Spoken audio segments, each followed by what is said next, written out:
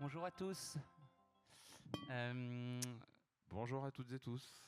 voilà, Fabrice Amadeo, messieurs, dames, qui rentre juste du Vendée Globe. Là, il vient d'arriver. Il a ramené son bateau devant.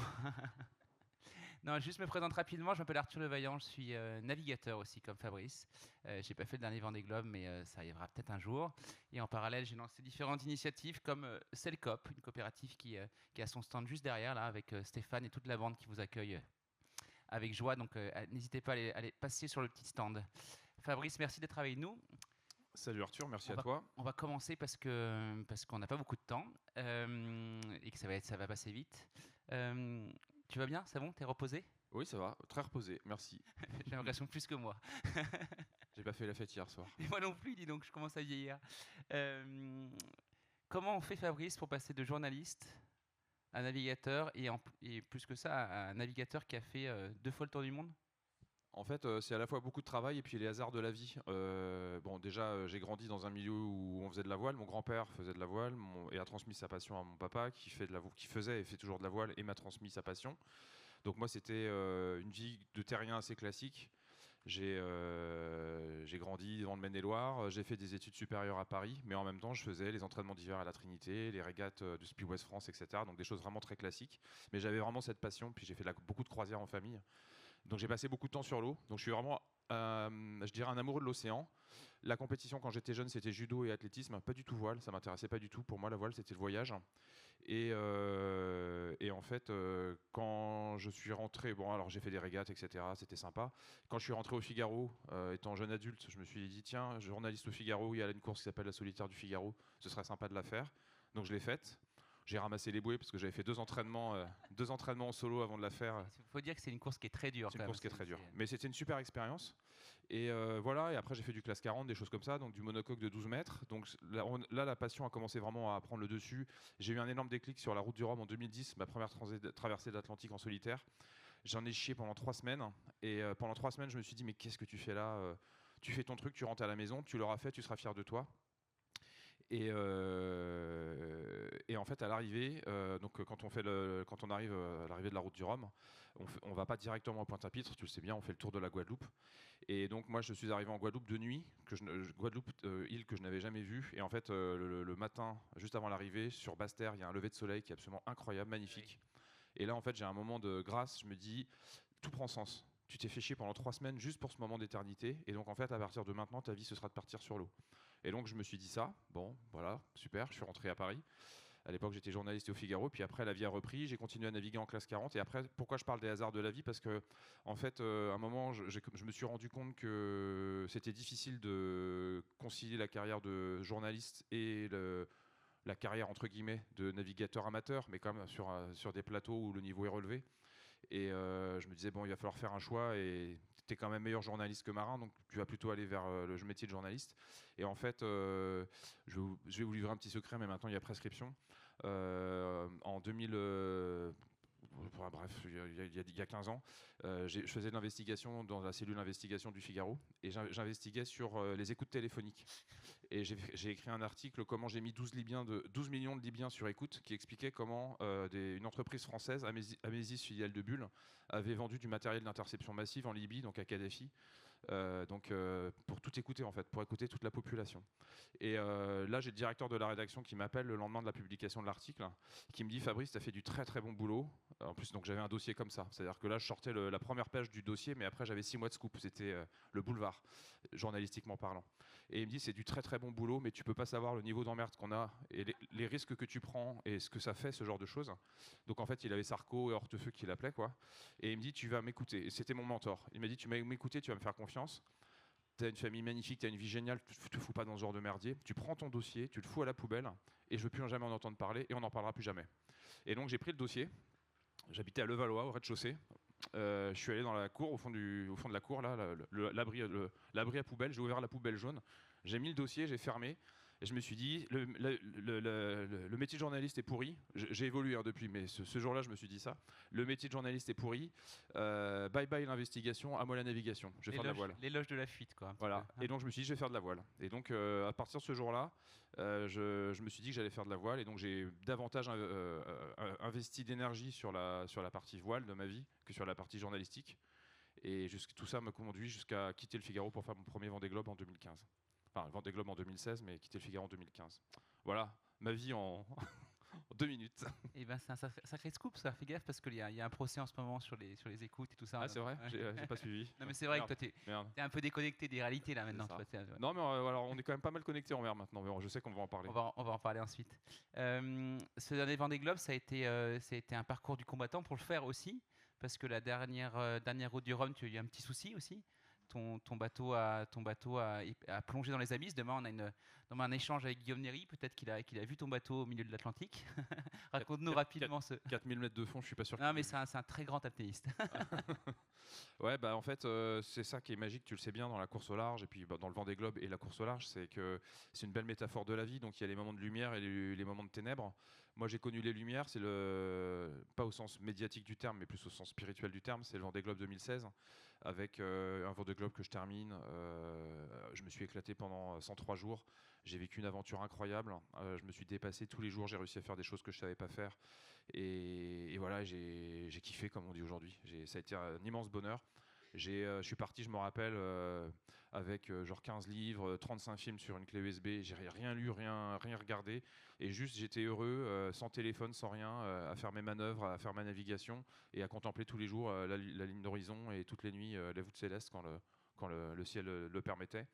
Et donc, voilà, j'ai vraiment vécu quelque chose de très fort, personnellement, sportivement, à tout niveau, et puis même humainement, parce que j'avais des partenaires derrière moi, et puis le Vendée Globe, c'est très suivi.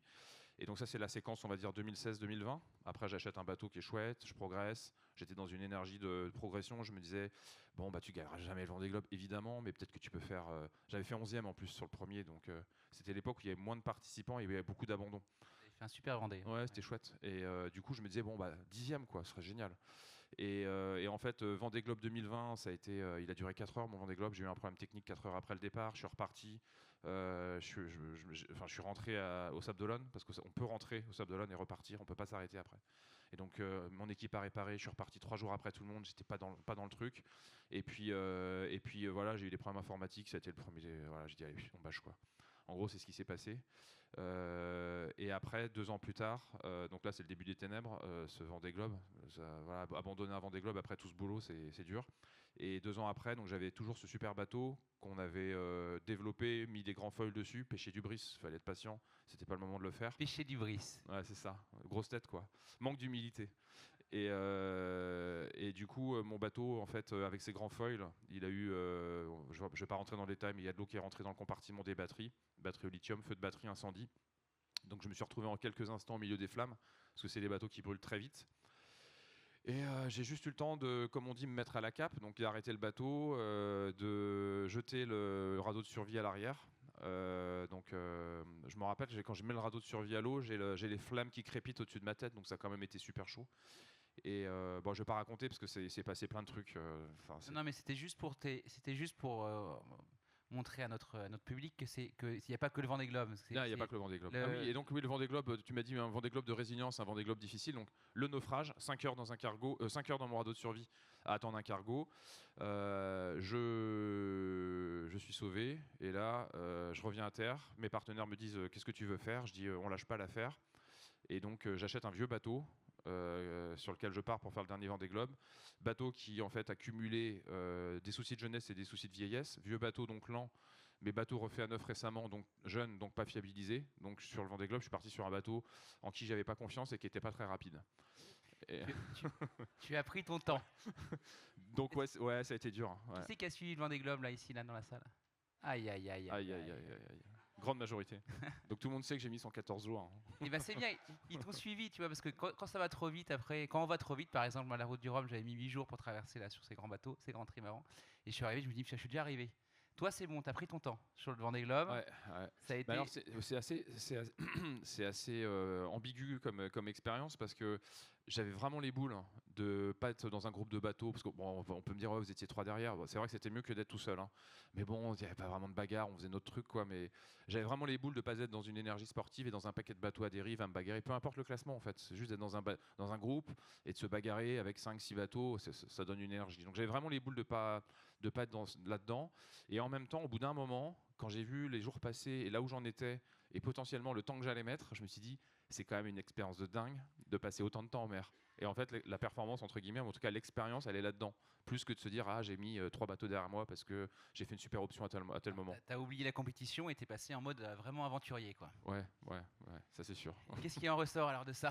T'es devenu un petit peu fou ou pas? Ou tu l'étais déjà un peu Ah, avant? alors, bah, non, j'ai jamais. Ouais, bah, tu vois bien comment on peut être un peu fou en mer, hein, voilà, de temps en temps, on pète un peu un câble, mais positivement, voilà, c'est des moments un peu magiques.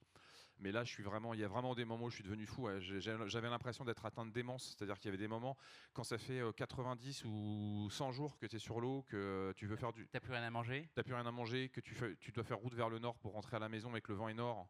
Et donc, tu fais une route est dans du vent mou pendant 3 jours.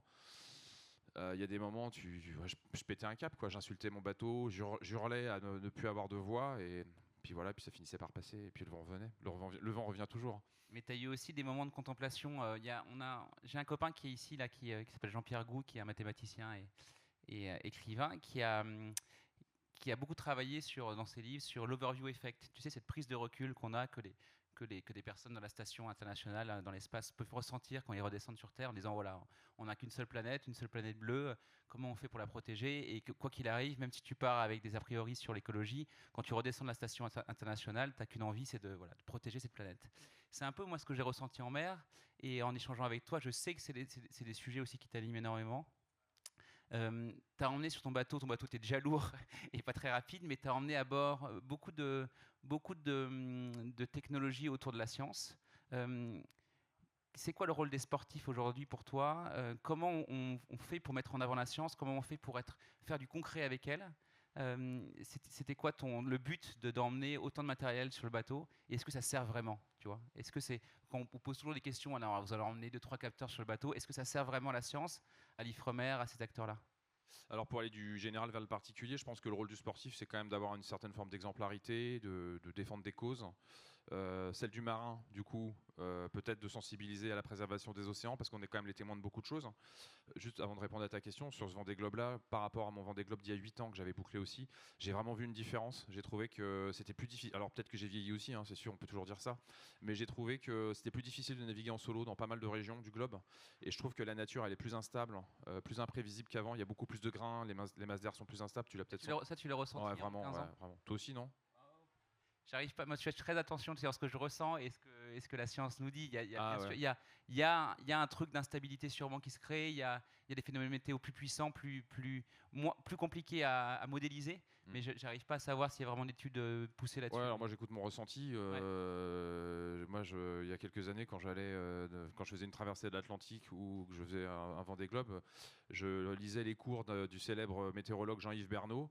Et en gros, ça se passait comme il disait, comme dans les livres. Il disait, tu as 3 scénarios possibles, le masse d'air là, anticyclone là, dépression là, etc. Tu lisais le truc, tu arrivais dans la zone concernée et puis assez rapidement, tu savais quel scénario tu allais avoir. Et j'ai l'impression que maintenant, ça se passe quand même plus trop comme dans les livres. Donc je trouve qu'il y a quand même plus d'instabilité qu'avant. Mais en effet, c'est pas des scientifiques qui l'ont dit, c'est moi qui l'ai ressenti. Et donc tout ça pour dire que donc le marin est témoin, je trouve, de beaucoup de choses, notamment aussi de la pollution des océans. Alors, pollution des océans que l'on observe, je trouve, beaucoup près des côtes, mais quand même très peu au large. Il faut dire que tout le plastique ou tous les déchets qui partent dans les rivières, finalement, 99% coulent et à 50 mètres de profondeur, on n'arrive pas à le voir. Donc l'utopie de laver les océans et de nettoyer les océans avec des grandes machines et des grands bateaux, c'est un doux rêve. Il Ouais. faut éviter que ça parte et le seul déchet qui est propre, c'est celui qu'on ne produit pas. Exactement. Et d'ailleurs, moi j'ai longtemps vécu, moi mon engagement pour la préservation des océans, finalement il est assez récent, il date de 2018-2019, alors que ça fait beaucoup plus longtemps que ça que je fais de la navigation en solitaire. Et j'ai longtemps vécu dans une forme de romantisme, où j'avais l'impression quand je partais au large, de quitter la pollution des humains et d'aller naviguer sur des espaces immaculés, parce qu'on peut naviguer dans des zones très polluées, qui sont des endroits magnifiques. On voit rien, parce que tout est, comme tu l'as rappelé, soit présent sous forme de microparticules, soit les macro-déchets ont coulé. Et on est dans des zones, l'eau est turquoise, il y a du soleil, du vent, des alizés, etc. Donc j'ai longtemps vécu dans cette un peu insouciance. Et puis voilà, j'ai lu, je me suis instruit, j'ai écouté. Et voilà, je me suis dit que j'ai compris que la situation était quand même très compliquée pour nos océans. J'ai eu envie de m'engager et donc j'ai entendu parler à l'époque de sciences participatives, donc la possibilité de naviguer au service de la science. Et donc j'ai embarqué des capteurs. Je peux peut-être juste raconter ce que j'avais sur mon Vendée Globe. Bien sûr, vas-y. Ouais. Ouais. Donc j'avais un capteur de CO2, salinité, température. Donc c'est des datas qui aident les scientifiques à mieux comprendre les conséquences du réchauffement climatique sur l'océan. Donc c'est des datas qui sont envoyées à l'Ifremer en France et à Geomar et Max Planck Institute en Allemagne. Ensuite j'avais un capteur de microplastique donc qui mesure les particules de microplastique présentes dans l'océan à 3 niveaux, 300 microns, 100 microns, 30 microns. Là je travaille avec l'Ifremer à nouveau et avec l'Université de Bordeaux et avec l'IRD, Institut de recherche et de développement, qui fait la modélisation de l'éparpillement du microplastique dans l'océan. Et ce qui est intéressant, c'est qu'on est parti sur un projet microplastique, mais on s'est rendu compte que le capteur, il filtrait aussi d'autres particules, notamment les fibres de cellulose. C'est principalement les textiles issus des machines à laver, donc des eaux usées. Donc voilà, il y a aussi ce sujet-là. Capteur du microplastique et ensuite capteur d'ADN environnemental. Donc Vas-y, raconte 2 secondes ce que c'est que l'ADNE. Ouais. C'est un sujet qui transforme la science aujourd'hui. En fait, c'est assez simple. Enfin, moi, quand je raconte ça au grand public ou même à des enfants, dans une série américaine, le meurtrier, on le retrouve toujours parce que partout où il va, il laisse une trace ADN de son passage. Et la police scientifique, elle arrive à trouver une trace d'ADN de son passage et à l'identifier. En fait, l'océan, c'est pareil. Tout organisme vivant laisse une trace de son ADN de son passage. Et donc, ce capteur, grâce à un système de filtre assez révolutionnaire, il arrive à capter l'ADN des organismes vivants dans un rayon de 2000 et je crois 48 heures. Donc, en fait, sans être intrusif, sans faire du prélèvement et sans récupérer. Il y a juste de l'eau qui passe dans le capteur. Ouais. Et du coup, ça permet de voir des plus petites bactéries jusqu'aux plus gros mammifères marins qui peuplent les océans. Je vous donne un exemple concret. Donc déjà, bon, le capteur, je l'ai fait tourner quasiment tous les jours. Donc l'idée, c'est vraiment de mesurer le vivant, de voir s'il n'y a pas des migrations d'espèces. Voilà. Et je bosse avec l'Institut Castron en Nouvelle-Zélande. Et après, il y a le plaisir personnel, parce que du coup, dans tout ce que je vous raconte, moi, je ne suis entre guillemets que le marin. Bon, c'est déjà pas mal, hein, qui fait le tour du monde, et puis qui appuie sur des boutons, qui enlève des filtres en faisant attention, qui les remet dans des boîtes, et puis qui, à l'arrivée des courses, les envoie au laboratoire. Et par contre, là, le plaisir, c'est sur la descente la fin de la descente de l'Atlantique sur le Vendée Globe, en arrivant dans les mers du Sud. Un jour, je sors la tête de ma casquette. Hein, vous savez, on a des grandes casquettes, on est à l'abri dans les cockpits, et je sors la tête pour regarder un peu mes voiles, prendre l'air. Ce qu'on fait pas si souvent que ça sur ces bateaux-là, on est pas mal enfermés. Pas assez. Pas assez. Moi plus que d'autres parce que j'étais plus lent, mais pas assez. Et donc je sors la tête et là je vois une énorme baleine qui saute, quoi. Mais comme dans les trucs Instagram, tu vois, les machins. Voilà. Et filmé non, ça dure 1 seconde et demie, donc non, j'étais pas. Et après, bon, en plus j'ai vu des taches brunes partout autour de moi, donc j'ai vraiment traversé un troupeau. Donc là j'ai un peu flippé. Mais donc j'ai vu cette baleine sauter et là je me suis dit c'est énorme. Et donc là je fonce, j'appuie sur le capteur d'ADN environnemental. Et donc je sais, parce que j'ai bonne mémoire, que c'est les filtres 30, 31 et 32. Et du coup, je sais que dans 3 semaines, je vais avoir les résultats. Et donc, j'ai questionné des scientifiques qui m'ont dit, vu l'endroit où c'est, vu la saison, c'est sans doute une baleine à bosse. Mais c'est quand même génial de se dire, j'ai vu un machin sauter et je vais savoir exactement ce que c'était comme animal. Juste que je voudrais t'entendre dire, c'est ça sert vraiment à la science. C'est pas juste un gadget pour la mettre en avant. Les scientifiques ont besoin de ça. Les scientifiques ont besoin de ça pour mieux connaître les océans, mieux connaître l'état des écosystèmes, où vivent, où se déplacent les espèces animales. Il y a aussi tout un travail qui est fait autour des microbes. Mais ça, je ne vais pas aller sur ce terrain-là parce que je ne suis pas scientifique, moi je suis littéraire. Donc voilà, encore une fois, moi je fais le job, hein, mais je sais qu'il y a un gros appétit de la communauté scientifique pour ces données. Par exemple, quand j'ai dit à l'Ifremer que je lançais ce projet avec Castron Institute en Nouvelle-Zélande, ils m'ont tout de suite dit on se met en relation, on va travailler ensemble, on va filer nos infos de microplastique, il va nous filer les infos d'ADN environnemental. Du coup, le scientifique néo-zélandais est hyper intéressé aussi d'avoir toutes les infos liées aux autres capteurs. Et pour terminer sur mon dispositif embarqué, j'avais aussi des bouées d'une entreprise brestoise qui s'appelle Eodine, qui sont des petites bouées qui mesurent les vagues et le courant. Et j'en ai lancé 6 dans l'Indien, 5 dans le Pacifique Sud et 2 au Cap Horn. Et en fait, elles émettent de la data pendant 2 ans. D'ailleurs, c'est marrant parce qu'ils m'ont envoyé le lien, donc de temps en temps, je vais regarder mes bouées. Et bah ouais, il faut bien t'occuper à terre, tu regardes tes petites bouées. Et en fait, c'est hyper intéressant, ça reboucle avec le projet microplastique. Donc ça envoie des infos de courant et de vagues, et ça va permettre de mesurer à nouveau l'éparpillement possible du microplastique aux latitudes australes, puisque les scientifiques subodorent qu'il y ait des phénomènes de gyre, donc de convergence de microplastique, le fameux 7e continent quand on parle de manière plus simple. Donc des phénomènes de gyre aux latitudes australes, mais il y a très peu de data pour corroborer cette intuition ou ces faits. Et donc là, c'est une petite pierre aussi à l'édifice pour essayer de mieux connaître l'éparpillement des déchets aux latitudes australes. Donc c'est passionnant. Tout à fait. Donc j'ai mis 114 jours, c'était long, mais heureusement il y avait ça qui me tenait aussi. Il n'y avait pas que ça. J'aimerais qu'on revienne un petit peu sur toi et sur ton expérience de la navigation en solitaire aussi longue, parce qu'il y a finalement des peu d'humains, et moi, ça n'a pas été mon cas. La plus longue navigation que j'ai pu faire, c'était 21 jours, 22 jours tout seul. Un jour, peut-être que je partirai longtemps. Mais il y a une dimension assez mystique aussi à partir en mer comme ça. Il y a une dimension qui est dans l'inexplicable un petit peu. On se retrouve dans des situations, dans des mondes qu'on n'arrive pas toujours à expliquer, dans des situations qui sont où finalement on se déconnecte de soi un petit peu. Tu as eu une expérience assez forte aussi pendant ce Vendée Globe. Tu l'as raconté dans la presse. Euh, comment ces moments-là, ils sont propices à ça, à se reconnecter à des croyances, à des choses qui ne sont pas explicables. Ce qui est intéressant, c'est que Sigmund Freud, dans L'avenir d'une illusion, qui est un livre qui, on va dire, bat en brèche la religion, il y a un moment, il ouvre quand même l'espace à la foi, et il appelle ça le sentiment océanique. Et le sentiment océanique, c'est cette dilatation de l'âme où tu t'ouvres à des choses qui te dépassent un peu. Et de mon instant aussi. Ouais. Ouais, ouais. Et du coup, moi j'étais plutôt là-dedans, c'est-à-dire, je me disais quand tu pars en mer, tu passes finalement de la temporalité de la Terre à la temporalité de l'océan, et puis tu ressens les émotions de manière différente parce que tu évacues énormément de choses dans ta vie en fait. Tu vas plus au supermarché, tu vois plus les gens, tu n'as plus ton téléphone, t'as plus rien. Des peinards. T'es peinard, ouais. T'es peinard, et donc du coup tu fais beaucoup le vide. Et en faisant le vide, tu fais le plein. C'est ça qui est paradoxal et absolument incroyable. Et donc du coup, tu te mets à penser différemment. Moi, je deviens plus superstitieux. Je sais que par exemple, quand je suis sur un Vendée Globe, je m'interdis d'avoir des pensées impures. Alors les pensées impures, c'est pas des choses, voilà. C'est par exemple me réjouir des problèmes d'un concurrent que je vais pouvoir rattraper ou dépasser. Tu vois. Donc des choses comme ça. Oh, on l'a toujours un petit peu à des moments Non. donnés, ça arrive. Tu dis, oh, t'es content Non, parce d'être que un peu en fait, devant. sur mon premier Vendée Globe, il y avait pas mal de casse. Et à chaque fois qu'il y avait de la casse, ça me faisait gagner une place. Et je faisais la bringue dans mon bateau pour fêter ça. Et à chaque fois que je faisais la bringue dans mon bateau pour fêter ça, je me prenais un 50 nœuds derrière. Et donc j'ai fini par Eh arrêter. oui, bah c'est normal J'ai ça, fini mon par Fabrice. arrêter. J'ai été puni. Mais Donc tout ça pour dire que j'étais dans cette forme de superstition, et en même temps d'état très agréable où tu te dis je me tiens bien, comme ça va bien se passer. Et puis en même temps tu pries un peu. Alors tu sais pas qui tu pries, l'océan, Neptune, le ciel. le marin est superstitieux, il faut se le Ouais, dire. le marin est très superstitieux. Et par contre, c'est vrai que du coup, j'étais plutôt là-dedans. Et c'est vrai que cette année, dans le Pacifique Sud, j'ai eu une expérience spirituelle forte qui m'a vraiment donné la foi. Et donc, je suis devenu croyant cet hiver, dans la nuit du 1er au 2 À janvier, 47 ans. à 47 ans. Voilà. C'est comme ça.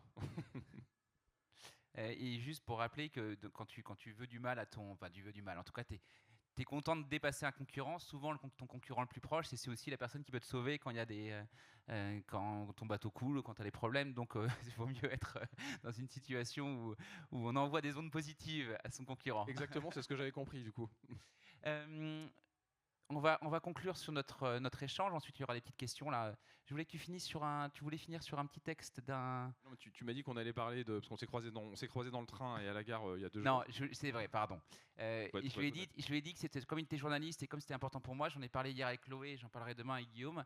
Je trouve qu'on a des vrais problèmes aujourd'hui à avoir des tiers de confiance, à avoir on va dire des personnalités, des médias auxquels on se rattache pour aller chercher de l'information ou aller se nourrir de différentes connaissances. Et donc j'ai demandé à Fabrice s'il avait une idée d'un penseur, d'un journal, d'un outil aujourd'hui qu'il utilisait parce qu'on n'aura pas le temps, mais tu me disais aussi que pendant le Vendée Globe, tu as été assez connecté cette année, grâce à cette folie qu'on a aujourd'hui de Starlink qui nous permet d'être connectés et qui nous permet aussi d'avoir de l'information continue en fait à bord du bateau. Comme tu es tu es assidu pour essayer d'écouter le monde. Tu lisais aussi beaucoup la presse ou t'écoutais beaucoup la presse. Mais on n'aura pas le temps de parler de ça. Par contre, voilà, je voulais que tu me parles de ce tiers de confiance aujourd'hui et tu as une idée qui, je trouve, lumineuse. Alors en fait, je vais vous partager un petit texte du coup. Mais pour répondre à ta question, oui, maintenant on est connecté. Alors connecté et déconnecté, c'est-à-dire que Starlink, ça permet en effet moi j'avais l'appli caféine et donc je pouvais télécharger tous les journaux que je voulais le matin. Alors je le faisais pas tous les matins, mais du coup j'ai quand même bien suivi l'actualité. Et t'es pas resté en mer? C'est pour ça que t'es resté en mer plus longtemps, non? Ouais. Quand j'ai vu Trump recevoir Zelensky, j'étais aux Canaries, j'ai dit bon, je vais encore plus ralentir. Genre- et, Et non, c'est vrai que du coup, alors c'est à géométrie variable en fait, c'est-à-dire que moi je me suis déconnecté de plein de choses, mais par contre dès que je voulais me connecter, je pouvais. C'est-à-dire si je voulais partager un magnifique coucher de soleil avec ma femme et mes enfants, hop, un petit coup de WhatsApp vidéo et je le partageais. Et ça c'est quand même génial. Alors les vieux grincheux qui disent ouais, je sais plus ce que c'était, ouais, enfin bon, voilà, on vit aussi avec notre temps et je trouve ça magique aussi de pouvoir partager ces choses-là avec les gens qu'on aime et pas partir uniquement égoïstement sur l'eau. Et voilà, et en plus du coup naïvement j'ai une anecdote qui avait fait le buzz à l'époque, j'ai commandé un McDo à mes filles en mer. C'est vrai. Ouais, Ouais, t'aurais pu ouais. commander autre chose quand même. Ouais, bon, c'est vrai. Mais bon, voilà, c'est pour dire que bah, ouais, mais en même temps, c'est ça qui est magique, c'est Mais que oui, tu es absent c'est très marrant, c'est vrai. longtemps et tu peux être présent. De même que par exemple, ma fille, sa première disserte de philo, elle me l'a envoyée et j'ai pu lui relire sa première disserte ou une autre de mes Ah, filles, c'est beau, c'est fiche beau. de lecture en sixième, je vais corriger ses fautes d'orthographe. Tu fais ça pendant le Vendée, c'est génial. C'est génial. C'est vrai. Et en même temps, tout le reste du temps, tu éteins ton truc et puis tu es peinard et tu vis ton aventure. Donc voilà. Mais c'est vrai que j'ai été assez connecté à la presse et j'essaye aujourd'hui dans le monde que je trouve de plus en plus compliqué, de plus en plus dur de garder voilà, ce rapport à l'information et surtout à l'objectivité que je trouve de plus en plus difficile à avoir. C'est vrai qu'aujourd'hui, quand on regarde la guerre en Ukraine, qu'on entend ceux qui disent il faut aller faire la guerre, ceux qui disent c'est une folie, enfin, on a l'impression d'être manipulé. C'est hyper dur de savoir en fait finalement à quel sein se vouer.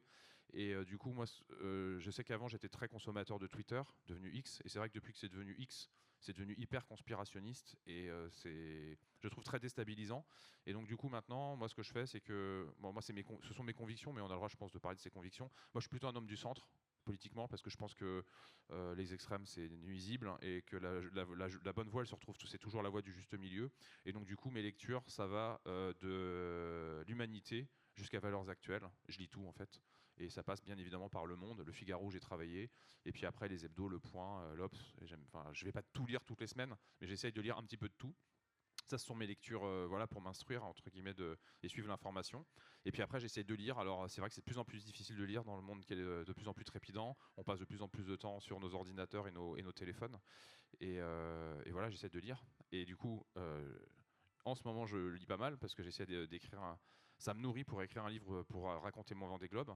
Et j'ai relu Nature, que j'avais lu il y a quelques années, de Ralph Waldo Emerson. Donc c'est la littérature de la prairie aux États-Unis 19e siècle. Il y a aussi Thoreau, qui était parti dans une cabane. Voilà, c'est des auteurs de cette époque. Et je suis tombé sur un texte que je trouve absolument lumineux. Je m'étais dit qu'on allait le partager Avec aujourd'hui. plaisir. Tu le connais pas par cœur? Oh non. Non, je connais pas par Oh, cœur. Fabrice. Mais oui, avec plaisir. Je suis sûr qu'il va te plaire en plus. Tu mets pas de lunettes, toi? Moi, je mets des lunettes. Ouais. Ouais, enfin, tu vois, j'ai bois de plus âgé que toi. Attends, je plie mon truc. Hop. Et après, on prendra les questions. Alors, on y va. Il est pas long. Hein. Dans les bois, nous revenons à la raison et à la foi. Là, je sens que rien ne peut m'arriver dans la vie, ni disgrâce, ni calamité. Debout sur le sol nu, la tête baignée par l'air joyeux et soulevée dans l'espace infini, tous nos petits égoïsmes s'évanouissent. Je deviens une pupille transparente, je ne suis rien, je vois tout. Les courants de l'être universel circulent à travers moi. Je suis une partie ou une parcelle de Dieu. Je suis l'amant de la beauté immortelle et sans entrave. Dans la nature sauvage, je trouve quelque chose de plus cher et de plus primordial que dans les rues ou dans les villages. À travers la tranquillité du paysage, et spécialement sur la ligne lointaine de l'horizon, l'homme contemple quelque chose d'aussi magnifique que sa propre nature. Joli texte, non ? Magnifique. Magnifique. Ça donne envie de partir à la montagne, dans la prairie, faire des câlins aux arbres. Du coup, moi, s'il y a 47 ans, alors que c'est si pénible de monter des projets de course au large, parce qu'on n'a pas parlé, c'est encore un autre sujet, de tout le côté entrepreneurial derrière, c'est énormément de boulot. Et c'est usant, ce sont des projets qui sont usants. Moi, j'en parle régulièrement avec des grands champions qui me disent c'est usant, et pour des raisons différentes, mais c'est usant pour tout le monde, en fait, ces projets. Et bien, si j'ai encore envie de partir, c'est pour ces choses-là, en fait. Voilà. Merci Fabrice.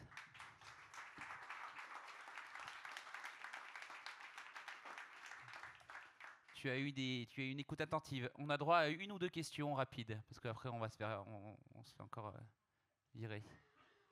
Vas-y, je t'en prie. Attends, t'as un petit micro qui est tendu. Oui, bonjour. Oui, bonjour, Jérôme d'Orgeval. Je suis en réflexion sur pas mal de sujets par rapport à l'UNOC qui va arriver au mois de juin. Et je voulais savoir si les bases de données dont vous parliez, Fabrice, étaient accessibles au grand public ou pas du tout. Alors, CO2, salinité, température, c'est mis sur une base de données qui s'appelle SOCAT. C'est un projet UNESCO. C'est une base de données scientifique internationale. Je ne suis pas sûr que ce soit mis à la disposition du grand public.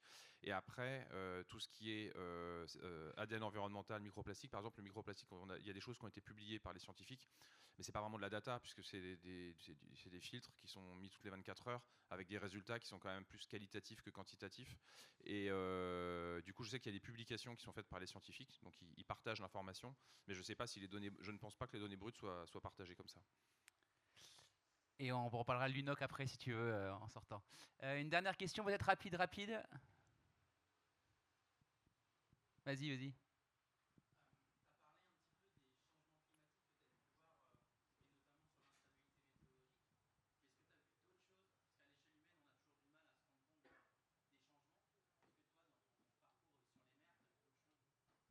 Ben, non, c'est vrai qu'on on peut en répondre tous les deux. On imagine souvent qu'on slalome au milieu des poubelles et des déchets. C'est pas le cas parce que les déchets, on l'a dit, ils coulent. Donc en fait, c'est vrai qu'on voit. Moi, ce que je vois, c'est l'été quand je navigue en Bretagne, il y a un peu plus de saloperies qu'avant qui flottent, etc. Parce qu'on sent qu'il y a une vraie pression anthropique l'été avec tous les gens qui viennent pour passer de belles vacances en Bretagne, par exemple. C'est pareil en Méditerranée, hein, bien sûr. Donc là, on voit des choses, mais sinon, le reste du temps, quand on navigue au large, il y a de plus en plus d'OVNI, ces fameux objets flottants non identifiés. C'est vrai que de temps en temps, les caisses de bois, les caisses en plastique, les machins, on en voit un petit peu plus qu'avant, mais c'est pas hyper significatif. Le trafic maritime ne fait qu'augmenter. Donc, quand tu regardes ça finalement et que tu as des autoroutes de cargo, tu as des endroits où il n'y a personne, et on voit personne pendant des jours et des jours, et d'autres jours, il y a beaucoup de trafic. Et dans ce trafic-là, autour du trafic, il y a beaucoup de déchets qu'on retrouve parce que ça tombe des bateaux et que l'impact de l'homme est visible de manière à ce moment-là précis. En revanche, bah oui, là il faut discuter avec des scientifiques, avec des océanographes ou autres qui te disent que la majorité des déchets est proche des rivières et autres, ou alors coule assez rapidement. Donc on ne le voit pas, mais on le sait. Et même si c'est caché, on le sait aujourd'hui. Il y a beaucoup d'études qui sont faites là-dessus. Il y a un vrai travail qui est fait notamment sur le deep sea mining ou tout ça pour éviter d'aller détruire les fonds marins et les abysses qu'on connaît si peu. Mais voilà, bon, vas-y, je t'en prie. Non, c'est juste pour terminer, c'est pour ça qu'en fait la science est très importante concernant les océans, parce que la majorité de la pollution, elle est invisible. Et donc le concours de la science est fondamental. Ça sera le mot de la fin. Merci mon Fabrice. Merci à toutes et tous.